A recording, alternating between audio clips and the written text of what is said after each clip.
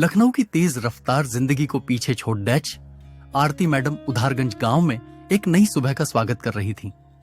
बाहर चिद्दियों की चहचहाहट थी और अंदर उनकी डायरी में लिखे सुनहरे सपने। उन्होंने स्कूल में अनुशासन लाने की कसम खाई थी, गांव में शिक्षा की एक नई लहर लाने का वादा किया था। अलमारी खोलते ही उनके चेहरे पर एक मुस्कान आई। आज वह अपनी पसंदीदा गुलाबी साड़ी पहनेंगी, लेकिन साधी वहां नहीं थी। उनका दिल एक पल को बैठा। उन्होंने पूरा कमरा छान मारा, पर साधी का कोई नामो निशान नहीं था। परेशान होकर वह खिद्दकी के पास गईं और जो देखा उससे उनकी आंखें फटी की फटी रह गईं। उनकी चारपाई, वही चारपाई जिस पर वह रात को सोई थी, अब सड्ढे के किनारे लगी थी और उस पर बैठकर कुछ गांव वाले बड्ढे मजे से चाय की चुस्कियां ले रहे थे। आरती का मुंह खुला का खुला रह गया। यह उधारगंज में उनका पहला दिन था और गांव ने उनका स्वागत ऐसे किया था। आरती ने खुद को संभाला। शायद कोई गलतफहमी हुई है, उसने सोचा और अपने नए घर को व्यवस्थित करने में लग गई। हर चीज अपनी जगह पर होनी चाहिए, यह उसका उसूल था।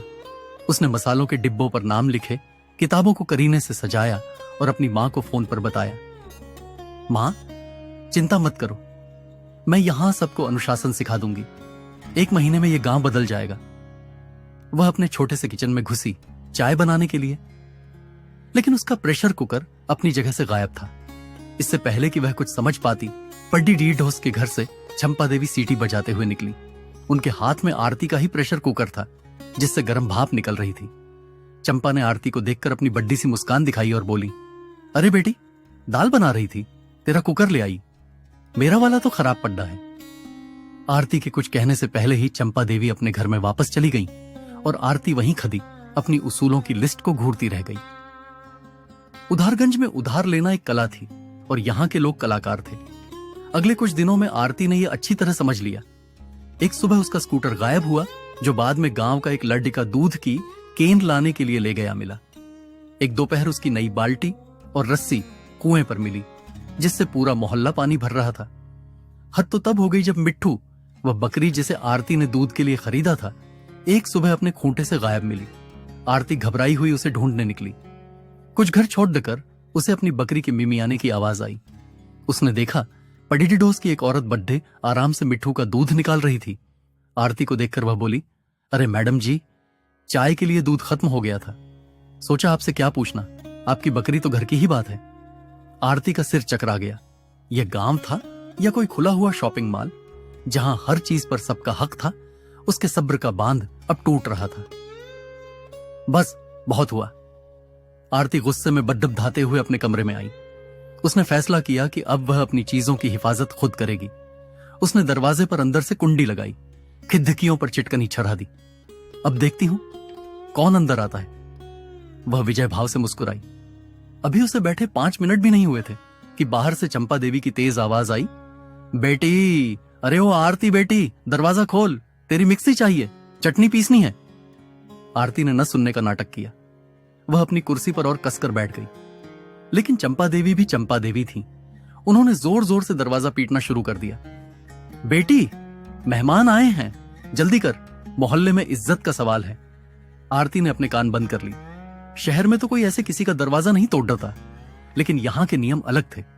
क्या उसे दरवाजा खोल देना चाहिए या अपनी प्राइवेसी के लिए डरना चाहिए? आखिर में आरती को हार माननी ही पड़ी।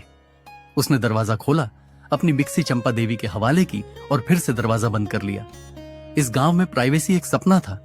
वह गुस्से में सरपंच जी के पास जाने के लिए निकली। मैं सरपंच जी से शिकायत करूंगी, उसने मन में दोहराया। सरपंच जी गांव के बड्ढे से बरगद के पेड़ के नीचे अपनी चौपाल लगाए बैठे थे। आरती ने एक सांस में अपनी सारी आपबीती सुना दी। सरपंच जी, ये गांव है या धर्मशाला? कोई मेरी साधी ले जाता है, कोई मेरी चारपाई, मेरी बकरी का दूध तक मुझसे पूछे बिना निकाल लेते हैं। मैं यहां पढ़ाने आई हूं, अपना सामान बांटने नहीं। सरपंच जी, जो अपनी मूंछों पर ताव दे रहे थे, ने उसकी पूरी बात बड्ढे ध्यान से सुनी।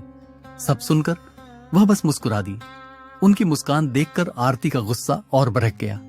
उसे लगा जैसे कोई उसकी परेशानी को गंभीरता से ले ही नहीं रहा। सरपंच जी ने शांत स्वर में कहा, मैडम जी, शांत हो जाइए, उधारगंज में आपका स्वागत है। यह सुनकर आरती को और गुस्सा आया। उसने कहा, यह कैसा स्वागत है? सरपंच जी ने उसे बैठने का इशारा किया। यह हमारा तरीका है बेटी, यहां कोई चीज किसी एक की नहीं होती। जब जरूरत पड़ रहती है तो सब एक दूसरे का सहारा बनते हैं। आरती को यह फलसफा समझ नहीं आया। वह शहर से आई थी जहां दरवाजे हमेशा बंद रहते थे, जहां पड्डर ढौसी का नाम तक पता नहीं होता था। उसने तय किया कि वह इन लोगों को अपनी चालाकी से ही सबक सिखाएगी। अगले दिन उसने बाजार से एक नया बहुत तेज आवाज वाला अलार्म क्लॉक खरीदा और उसे अपनी संदूक में छिपा दिया। इसे तो कोई नहीं ढूंढ पाएगा, वह मुस्कुराई। लेकिन वह चंपा देवी को नहीं जानती थी। 2 घंटे बाद ही पूरे मोहल्ले में एक फिल्मी गाने की धुन पर अलार्म बज रहा था। चंपा देवी ने उसे ढूंढ निकाला था और अब वह उसे पूरे गांव को सुना रही थी। आरती अब सचमुच थक चुकी थी। इस लुका छिपी के खेल में वह हमेशा हार जाती थी। लेकिन इस खींचतान के बीच एक अजीब सी बात हो रही थी। चंपा देवी भले ही उसका सारा सामान इस्तेमाल करती थी, पर वह कभी आरती के लिए गरम गरम रोटियां लाना नहीं भूलती थी। हां, वह रोटियां आरती के ही आटे और घी से बनी होती थी, पर उनमें एक अपनापन था। एक दिन शाम को आरती अपने आंगन में उदास बैठी थी जब सरपंच जी वहां आए। उन्होंने आरती के बगल में बैठते हुए कहा, मैडम जी, आप इस गांव से लिख रही हैं, कभी इसे समझने की कोशिश भी कीजिए।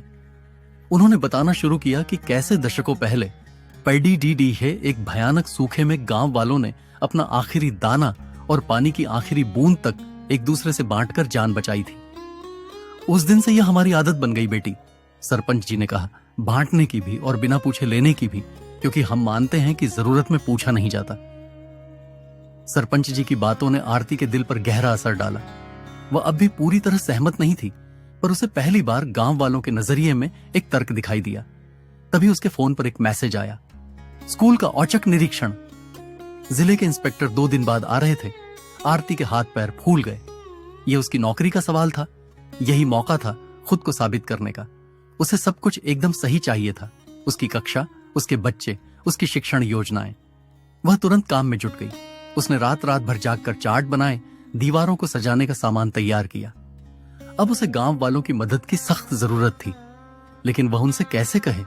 क्या वही लोग जो उसकी चीजें बिना पूछे ले जाते थे अब उसकी मदद करेंगे? यह उसकी जिंदगी की सबसे बड़ी परीक्षा थी। निरीक्षण से एक दिन पहले आरती की सारी उम्मीदें टूटती नजर आईं। वह जब स्कूल पहुंची तो देखा कि कक्षा का एकमात्र ब्लैक बोर्ड गायब था। पता चला पास के घर में शादी थी और मेनू लिखने के लिए कोई उसे उधार ले गया था।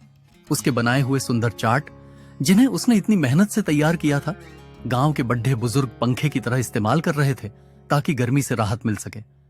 आरती पूरी तरह टूट गई। उसकी आंखों में आंसू आ गए।